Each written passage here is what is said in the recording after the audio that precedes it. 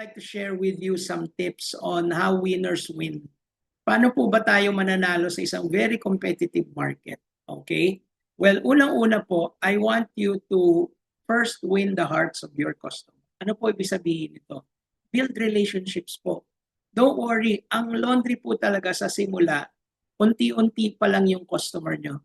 If you're starting the laundry business, sa simula po, first month, second month, third month, hindi pa po ganun karami ang customers nyo. Pero I highly recommend and suggest na mag-build kayo ng relationship with those few customers na pumapasok sa shop nyo at the start. Okay? Kunin nyo po yung kalooban nila. Kunin nyo po yung trust and confidence nila. Because that's a very big advantage for you. Para po bumalik-balik sila sa shop nyo. And when this happens po, makuha nyo yung load nila, alam nyo, pricing becomes secondary. Kasi mas gusto talaga nila dealing with you. Now, second, you have to always offer solutions. No?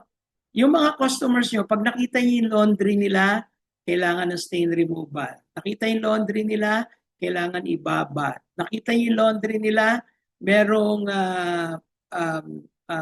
damage, i-offer nyo na meron po tayong i-repair po muna natin to bago natin siya i-laundry. Pakita nyo po na marami kayong mga additional services, additional solutions that will solve their laundry problems. No?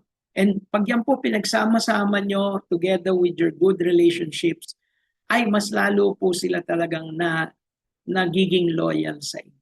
And number 3, be an expert.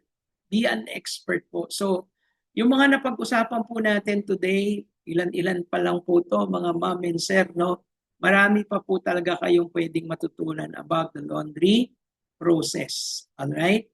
And I encourage you to continue learning, continue watching, continue listening, continue attending other seminars, other webinars tungkol po sa laundry process. Kasi ang dami pa po natin pwedeng matutunan sa textile, sa garments, sa manufacturing niyan, sa pag-care sa iba't ibang klase ng textile and garments, no?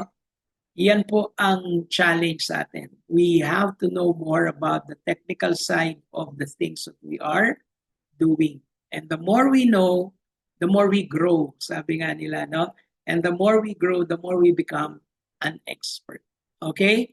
So yung pag-aaral po natin, nakakadagdag po yan sa expertise natin. Hanggang eventually after a few years, talagang ang dami na nating experience, ang dami na po nating knowledge, and therefore at that point, pwede na tayong mag-transform into a professional laundry expert. Ako po mismo, marami pa rin po akong tuloy-tuloy na pinag-aaralan tungkol sa laundry from the point of installing a laundry shop to the point of operating the machines, no?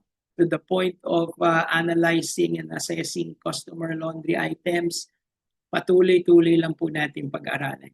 Marami pa po tayong matututunan. Okay?